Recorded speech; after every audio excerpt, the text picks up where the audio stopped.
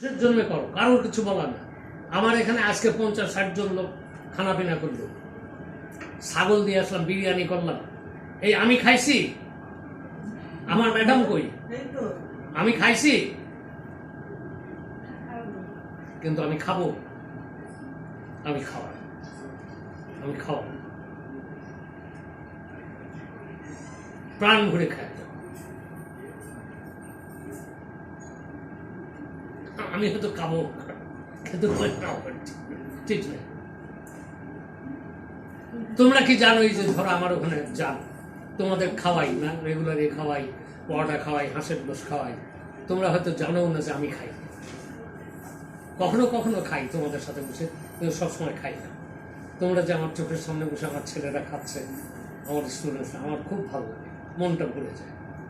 পৃথিবীতে থেকে বড় তৃপ্তি আছে যে আমার খাওয়ানোর অ্যাবিলিটি আল্লাহ দিচ্ছে। সবসময় এরকম ভণ্ডামি জিনিস একেবারেই করবে না, আর কোনো পজিটিভ জিনিসে ভেটো মারবে না। ধরো আমি একটা ভালো কথা করছি, আর তুমি যখন গ্রহণ করছো না, নিচ্ছ, তখন প্রকৃতি জানছে না তুমি গ্রহণ করছো না, তোমার ফ্রিকোয়েন্সি তো বলে দিচ্ছে। তখন বলতেছে টাকা পয়সার ফেভার কথা বলতেছে, ও ভেটো মারতেছে, ওর কাছে আর টাকা পয়সা যাবে না।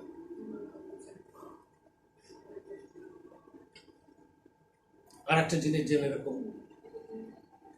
নিজে খারাপ কাজ করে নিজে যদি নিজের কাছে লজ্জিত যারা হয় না, আমি একটা কুকিস করছি, ওদের মতো বেহা নেই।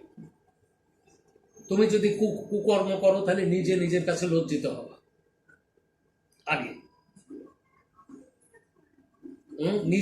নিজে যাকে বড় বলে বড় সেই নয়, হ্যাঁ, লোকে যারে বড় বলে বড় সেই হয়।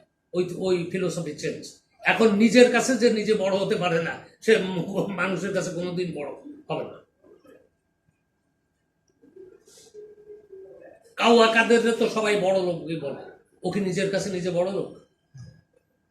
কখনোই না। ও একটা সোর, ওর কাছে আমি খেলা চুরি করি, ও নিজের কাছে নিজের চিরজীবন ছোটই থাকে। আর এদের জীবনের পরিণতি শেষে যায় খুব খারাপ। তাই হয়েছে না?